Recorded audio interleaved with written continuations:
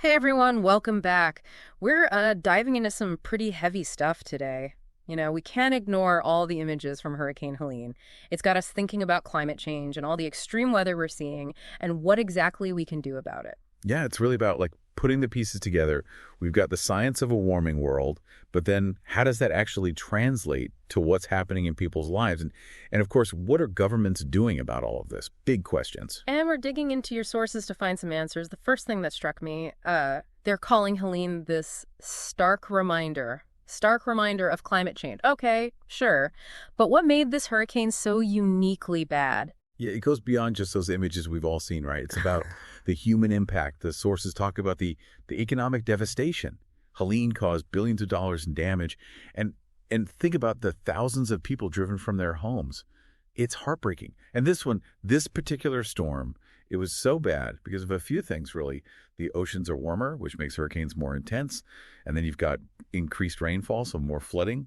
And of course, sea levels are rising, which just makes that storm surge so much worse.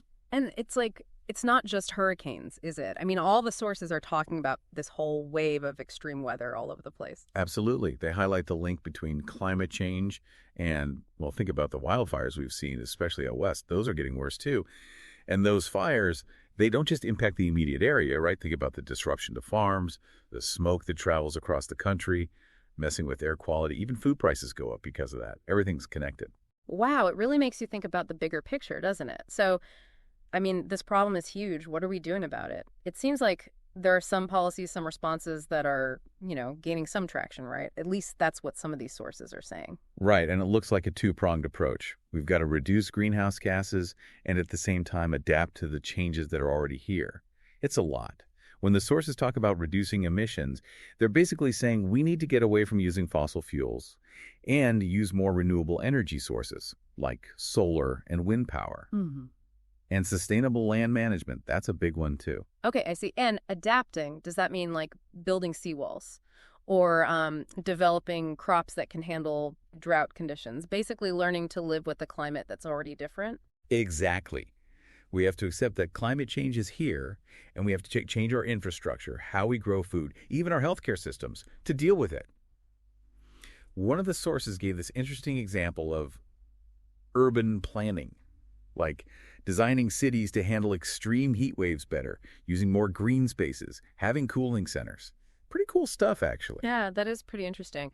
So bringing it back to the U.S., the sources talk about two specific bills, the Inflation Reduction Act, and then there's the Build Back Better Act. Those are pretty different, right? They've both got the goal of addressing climate change, but they take different paths. Yeah. So the Inflation Reduction Act, it actually passed last year, and it focuses on giving people incentives to switch to a cleaner economy. So things like tax breaks for using renewable energy, investments in green technology, that sort of thing. It's a big step for sure, but there are those who say it's not enough. Yeah, and then there's Build Back Better. That one seemed a lot more ambitious, but it never went anywhere, did it? True. Build Back Better was huge. It included the clean energy stuff, but went way beyond that. There were all these social programs in it trying to deal with how climate change affects vulnerable communities the most. It just never got enough support in Congress, sadly. Right, right. Okay, so we've talked about what's happening in the U.S., but this is obviously a global issue. The sources mention the Paris Agreement quite a bit. Can you give us the rundown on that? Sure. So the Paris Agreement, it's kind of a big deal because it got almost every single country on the planet together, all agreeing to work on keeping global warming well below 2 degrees Celsius and ideally aiming for 1.5 degrees compared to, back before the Industrial Revolution. It was this huge moment for countries actually cooperating on climate change. Okay, but the sources also mentioned some problems with it. What makes this agreement so shaky? Well, the biggest problem is that there's no real way to enforce it. The Paris Agreement basically relies on countries setting their own goals and then, well, hoping they'll actually stick to them. There's no global police force making sure they do. And there's always this temptation for countries to say, hey, we need to focus on our economy right now, even if it means sacrificing those long-term goals for the planet. That makes sense, but it's also kind of scary, isn't it? So we've got policies, agreements, but it seems like we're running out of time. It's a lot to keep track of. I know, it's a lot, but that's what makes these deep dives so important. We've talked about how urgent the climate crisis is, shown some of the policies being put into place, and also been real about the challenges, both with actually getting things done and with getting everyone to work together. It really is. And it makes you wonder If we're relying on countries to do the right thing, what happens if it's just not enough? What happens then? I'm going to be thinking about that for a while. Today is your lucky day. Today is the day that our $3 website works for you, paying you directly to your PayPal daily. Imagine $3 ongoing continuous payments to your PayPal account. Imagine falling asleep and waking up to $300 in your PayPal account. How would this make you feel? How could this help you? What bills could you pay? What kind of fun could you have? What does that retirement look like now?